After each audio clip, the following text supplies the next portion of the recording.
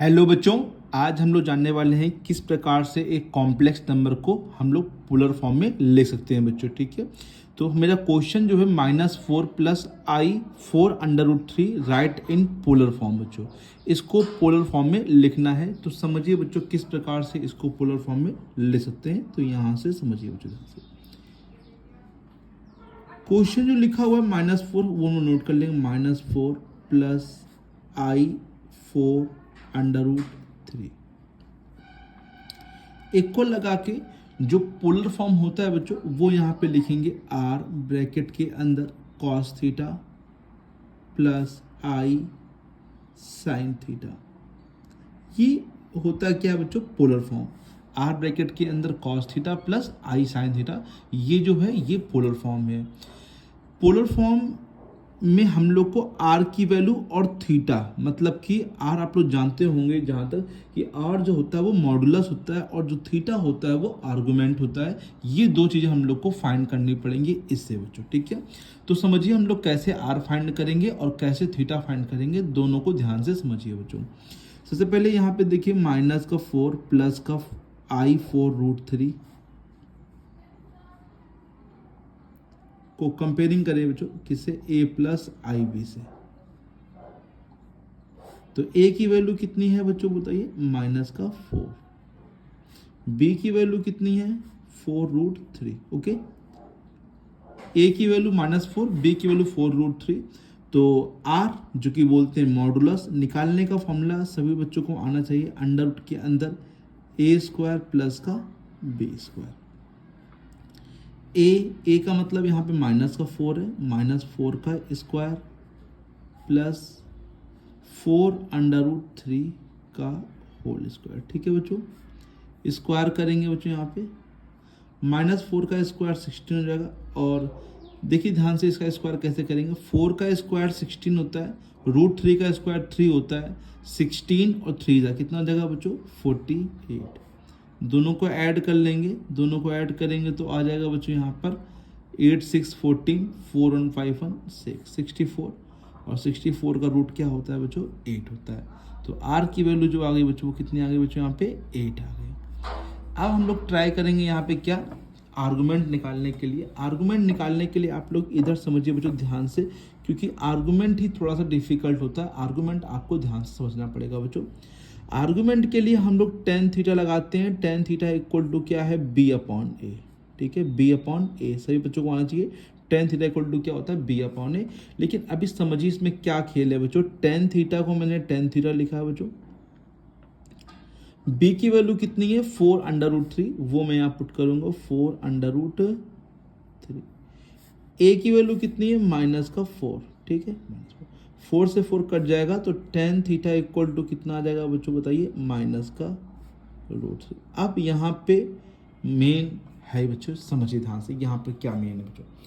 बच्चों यहाँ पर इंपॉर्टेंट से ये जो दिया हुआ कॉम्प्लेक्स नंबर है, ये इसका फॉर्म क्या? -+, मतलब कि पहले माइनस है बाद में क्या है? प्लस है। तो आप थोड़ा सा प्लीज़ यहाँ पे समझ लीजिए बच्चों, थोड़ा सा क्वाड्रेंट का रूल। पहले क्वाड्रेंट जो होता है सही बच्चों को आना चाहिए, कोऑर्डिनेट ज्योमेट्री में पढ़ा होगा, प्लस होता है। दूसरा माइनस होता है बच्चों। तीसरा माइनस होता है। चौथा क्या होता है? प्लस। ठीक है बच्चों, तो अगर आप ध्यान लगाइए tan थीटा = -√3, मतलब -√3 तो है, लेकिन माइनस ये दो जगह होता है। अगर आपने ये भी पढ़ा होगा ASTC रूल, ASTC, यहाँ पर भी माइनस होगा और यहाँ पर भी माइनस होता है बच्चों। मतलब tan की वैल्यू यहाँ पर भी निगेटिव होती है और यहाँ पर भी क्या होती है? निगेटिव होती है बच्चों। तो दिक्कत है कि हम लोग लेंगे कौन सा? जो थीटा की वैल्यू हम लोगों ने पढ़ रखी है, आप लोग को पता होगी थीटा की वैल्यू -π से लेके +π तक होती है। -π से लेके बच्चों कहाँ तक होती है बताइए? +π तक। इक्वल भी होती है बच्चों, -π से लेके +π तक बच्चों यहाँ पे वैल्यू ली जाती है बच्चों। ठीक है बच्चों, यहाँ पर इक्वल नहीं होगा बच्चों। -π के नीचे नहीं इक्वल होता, +π के नीचे क्या होता है बच्चों? इक्वल। ये ध्यान दीजिए बच्चों, -π θ एंड < π में जो होता है वो इक्वल टू होता है बच्चों। तो दिक्कत है यहाँ पे कि हम लोग को जब हम लोग -√3 देख रहे हैं तो माइनस का मतलब है कि यहाँ पर तो नहीं जा सकते, क्योंकि पाई पे हम लोग का ये ज़्यादा हो जाएगा, पाई से बड़ा हो जाएगा, मतलब हम लोग को सेकेंड क्वाड्रेंट, और ये दिख रहा है माइनस प्लस का मतलब होता है कि सेकेंड क्वाड्रेंट। बट अगर ये प्लस माइनस होता मतलब कि फोर्थ क्वाड्रेंट होता, तो फोर्थ क्वाड्रेंट का मतलब ये नहीं कि हम लोग यहाँ पे लेते 2π, क्योंकि ये कंडीशन फॉलो नहीं करता बच्चों। तो मैं आपको भी एक क्वेश्चन और बताऊंगा जहाँ पे फोर्थ क्वाड्रेंट होगा तो फिर वहाँ पे क्या करेंगे, और एक क्वेश्चन जो होगा थर्ड क्वाड्रेंट में होगा तो क्या करेंगे। पहले अभी समझिए सिंपल सा, ये माइनस प्लस सेकेंड क्वाड्रेंट में है, तो सेकेंड क्वाड्रेंट में क्या करते हैं बच्चों, ध्यान समझिए बच्चों, सेकेंड क्वाड्रेंट में जब भी आएगा तो आप पाई की हेल्प लीजिए।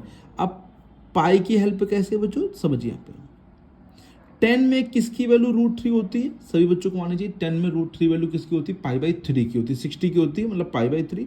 तो आप बस पाई माइनस क्या लिखेंगे, π/3 लिखेंगे, पाई माइनस π/3।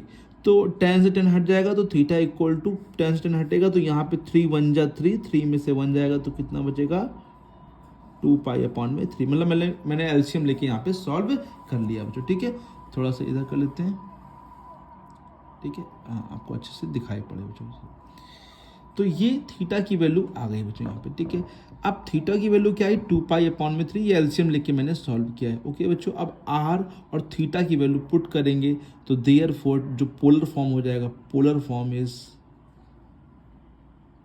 पोलर फॉर्म का एक और नाम होता है ट्रिग्नोमेट्री फॉर्म, क्योंकि इसमें ट्रिग्नोमेट्री आती है तो इसीलिए पोलर फॉर्म को हम लोग ट्रिग्नोमेट्री फॉर्म भी बच्चों बोलते हैं। तो पोलर फॉर्म में 8 ब्रैकेट के अंदर कॉस, पहले कॉस था बच्चों ना, कॉस थीटा मतलब कितना है 2π/3 प्लस आई साइन 2π/3। तो ये जो फॉर्म हो गया बच्चों, ये कौन सा फॉर्म हो गया बच्चों, पोलर फॉर्म या फिर ट्रिग्नोमेट्री फॉर्म बच्चों। ठीक है, इसी को बच्चों हम लोग बोलते हैं पोलर या फिर ट्रिग्नोमेट्री फॉर्म बच्चों। सभी बच्चों को आशा करते हैं अच्छे समझ में आ गया होगा बच्चों यहाँ पे। तो चलते हैं एक क्वेश्चन और देख लेते हैं जो कि किसी और क्वाड्रेंट में होगा। ठीक है बच्चों, थर्ड क्वाड्रेंट में या फिर फोर्थ क्वाड्रेंट में बच्चों। ठीक है, देखते हैं बच्चों एक और क्वेश्चन जो कि है -1 -i को पोलर फॉर्म में लिखना है बच्चों। ये भी क्वेश्चन अच्छा है बच्चों, तो समझिए बच्चों किस प्रकार से लिखेंगे इसको। यहाँ पे सबसे पहले दिए गए गिवन क्वेश्चन को बच्चों हम लोग किसके फॉर्म में लिखेंगे, आर ब्रैकेट के अंदर कॉस थीटा प्लस आई साइन थीटा। ठीक है, सबसे पहले तो ये काम होता है बच्चों। ठीक है, मतलब इसकी वैल्यू ये होगी बच्चों। ठीक है, आ रहा है,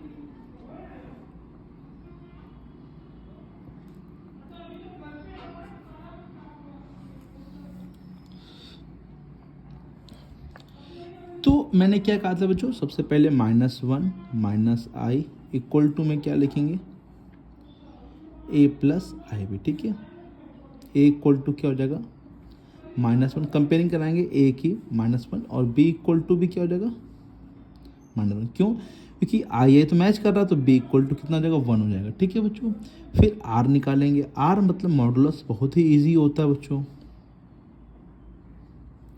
-1 का स्क्वायर, अच्छा लिखिए, चलिए लिखिए, क्योंकि वो माइनस तो प्लस हो जाएगा बच्चों। स्क्वायर करेंगे तो 1 का स्क्वायर 1 + 1, और ये कितना आ जाएगा √2। ठीक है, r√2 आ गया। अब ये ध्यान दीजिए आर्गूमेंट पे बच्चों थोड़ा सा, tan थीटा इक्वल टू क्या मैंने बताया आपको, b/a। ठीक है, tan थीटा मतलब b बी अपॉन ए, बी मतलब कितना है -1 और ये क्या है -1, तो टेन थीटा इक्वल टू कितना आ जाएगा बच्चों 1।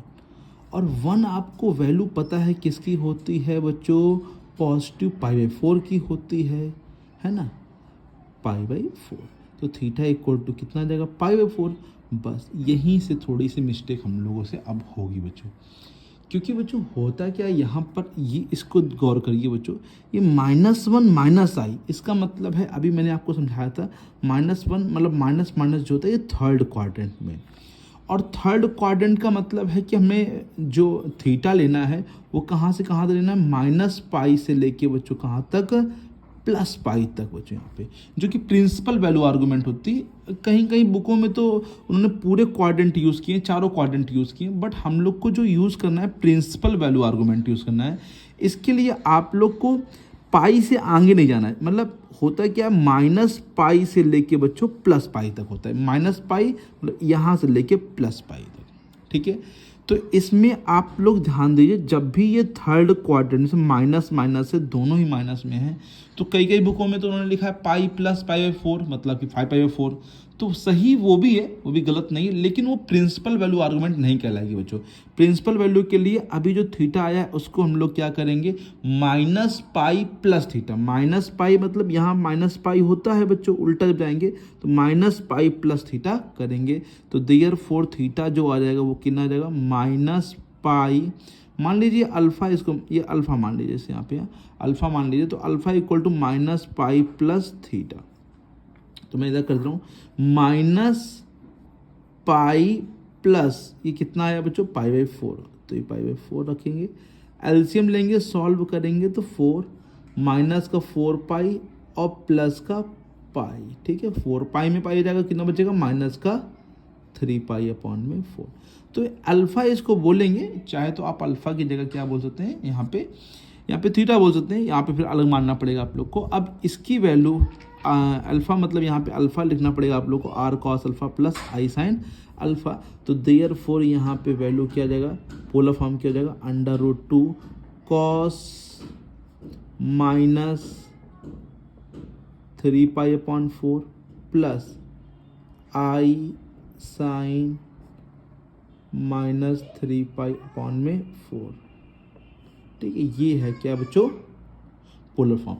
चाहिए तो आप लोग इसको ऐसे लिख सकते हैं, √2 cos में माइनस कोई इफेक्ट पड़ता नहीं, तो cos 3π/4 लिखिए बच्चों, और ये माइनस का आ जाएगा आगे बच्चों, i sin 3π/4, ठीक है बच्चों। समझ में आया सब बच्चों को, तो आशा करते हैं अच्छे समझ में आया, कोई दिक्कत नहीं होगी बच्चों यहाँ पे आप लोग को, ठीक है। तो इस प्रकार से इस क्वेश्चन को बच्चों करना है बच्चों यहाँ पे, है ना। तो ये मैंने 2 क्वेश्चन कराए जहाँ पे वो सेकेंड क्वाड्रेंट और थर्ड क्वाड्रेंट में क्वेश्चन लाई करा था। अगर आप लोग को अभी भी कोई दिक्कत हो रही है या कुछ भी कन्फ्यूजन हो रही है या स्कूल में कुछ और बताया गया, जो मैंने बताया है बच्चों, ये ध्यान रखिए, प्रिंसिपल वैल्यू आर्गूमेंट, ये जो है प्रिंसिपल वैल्यू आर्गूमेंट मैंने बताया आप लोग को, ठीक है।